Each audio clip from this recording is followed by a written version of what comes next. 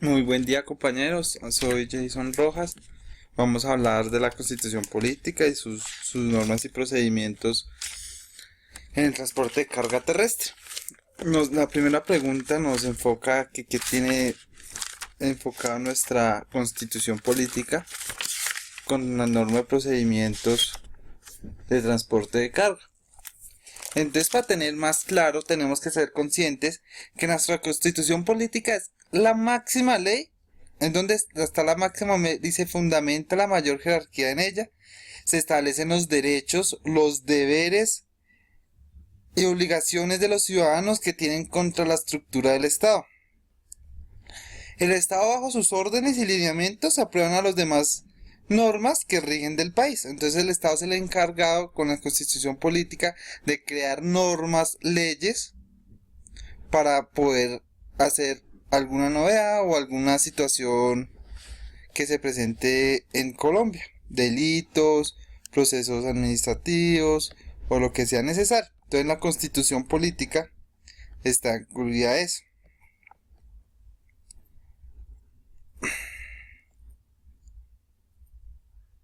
Entonces, en las normas de procedimientos de transporte terrestre de carga, pues para nosotros saber, ellos tienen un marco legal, tienen tres aspectos muy enfocados, que es el penal, el administrativo y el civil comercial. Son derechos que ellos tienen en las normas de procedimientos. Que digamos en el penal habla de todo lo que puede suceder en el transporte de carga, entonces que puede ser ladrones, que puede ser contrabando, más que todo se ve o secuestro simple, la misma como la famosa piratería terrestre. En el derecho administrativo, las investigaciones tratan sobre el según procedimiento administrativo que se hace con los propietarios, copropietarios, tenedores, las empresas transportadoras, los propietarios de los vehículos. Entonces eso se encarga de involucrar a los propietarios, a todas esas personas, propietarios, tenedores, empresas, a que cumplan las diferentes normas de tránsito y transporte. En el derecho civil y comercial es la que trata todos los cientos que afecta a la mercancía, si hay un siniestro, si se pierde la mercancía, con las aseguradoras, todo ese proceso que tiene que hacer el contrato de transportar una mercancía de un sitio al otro. Entonces, por eso es que la Constitución Política y las normas de procedimiento de transporte de carga terrestre de carga se, también están enfocadas en eso. ¿Por qué? Porque la Constitución Política es nuestra ley. Ahí donde están las leyes y nuestros derechos y nuestros deberes que tenemos nosotros como ciudadanos colombianos. Entonces vamos a seguir con el siguiente punto, que son las de las leyes. Entonces la primera ley, que son la ley 105 de 1993, principios y disposiciones generales del sector del transporte. Corresponde al gobierno la planeación, control, regulación y la vigilancia del transporte, donde el transporte es un elemento básico para la nación, buscando el intercambio de mercancías, bueno, no de mercancías, sino de su expansión de nuestro país. Entonces, lo primero que se enfoca esta ley es enfocar todos los principios en la que se encamina la movilización de personas, cosas o medios de los diferentes vehículos de cada de las infraestructuras que tengamos. Entonces, cuando yo les digo infraestructuras es carretera, aéreo, fluvial, transporte, todos esos que tenemos ahorita. Esta ley también nos habla del acceso al transporte, todo lo que tienen los usuarios que pueden acceder al medio de transporte, que es sin obligación de tener que expedir o algo como lo que necesitamos. Entonces, digamos, esta ley se caracteriza por el carácter del servicio público, colaboración de entre entidades, la participación ciudadana, rutas para el sector público seguros, transporte de pasajeros, de libertad y de empresa. Eso significa que nosotros como usuarios podemos decidir qué podemos escoger.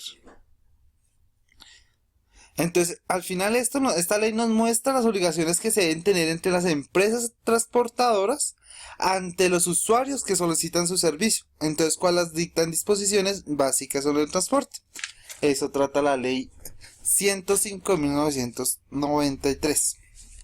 Entonces seguimos por la ley 336 de 1996. Y ahí es cuando esta ley intenta reglamentar los principios y los criterios que tienen las diferentes formas de transporte. Un ejemplo, busca unificar que todas tengan las mismas criterios, regímenes, leyes en transporte aéreo, marítimo, fluvial, terrestre y ferroviario. Entonces, cuando hacen esto el Estado gozará de su protección. Entonces, las empresas que estén encargadas en los diferentes medios de transporte gozará de las diferentes protección del Estado para cumplir eso. Como servicio público, el Estado tiene también el derecho, con esta ley, de darle la operación del transporte público a empresas privadas. Que eso es un error muy grande, pero bueno. En seguridad nos va a hablar de dimensiones, capacidad, comodidad, controles de velocidad en el medio ambiente, en regularidad del conductor, que es toda la documentación requerida del conductor la tenga, que el del vehículo también lo tenga, que todos los documentos para hacer el transporte lo tenga, que sería manifiesto, remesa, documento del vehículo, SOAT, tarjeta de propiedad, licencia de conducción y demás papeles que necesite la operación. Esta habla la ley 336 de 1996. La ley de 769 del 2002, Código Nacional de Tránsito modificado por leyes del 1005 del 2006, 1383 y 1397 del 2010. Esta es una ley que donde nos regula y cambia todos los principios, autoridades, registros de información, centros de enseñanza automovilística, licencias de construcción, vehículos, licencias de tránsito, seguros y responsabilidad, placas, registro nacional automotor, revisión tecnomecánica, mecánica, emisión contaminantes, reglas generales, educación en el tránsito, peatones y conducción de vehículos, reglas para el transporte público, ciclistas, motociclistas, tránsito de vehículos y otros animales. Entonces, en sí, regula y hace unos cambios esta ley en todo lo que acabo de decir, para buscar la mejora, porque el estadio se dio cuenta que las leyes que se estaban creando en esa época ya no van acorde a la tecnología que está moviendo. Entonces, las autoridades de tránsito son las que van a actuar y van a hacer con las inspecciones, van a actuar con las diferentes acciones, que son los diferentes comparendos que tienen, recursos de procedimiento en caso de daños, acaso actuación de infracciones penales, digamos si el conductor está ebrio. Entonces, con todos los cambios que se ha habido, eso es lo que piensa hacer. Entonces, y la última, que es la ley 1503 del 2011, hábitos y comportamientos y conductores seguros en la vía. Esta se ha definido como una política que busca la seguridad vial de los conductores y de los mismos peatones que se encuentran. Entonces, digamos, hay muchos ejemplos que podemos aclarar en esto. Digamos, los conductores deben conocer y cumplir las normas de tránsito vigentes a nivel nacional, así como las normas técnicas y de seguridad, con el fin de evitar incidentes y mantener la carga y el vehículo en óptimas condiciones. El uso del cinturón de seguridad. Los conductores deben tener tratados cordiales con todos los usuarios de la vía, autoridad y persona civil. Los conductores deben tener, con el fin de evitar fatiga, los conductores deben respetar los tiempos de conducción permitidos. Se debe exigir al conductor como empresa transportadora que tenga sus famosas pausas activas para el mismo descanso de él. Hay mucha accidentabilidad porque el conductor se queda dormido por exceso laboral. y las empresas transportadoras han tenido mucho problema con eso. Que digamos, en las transportadoras, hay muchas transportadoras que tienen como código de seguridad vial que no hayan acompañados. Eso ya depende de cada empresa transportadora o de cada empresa o medio que surja.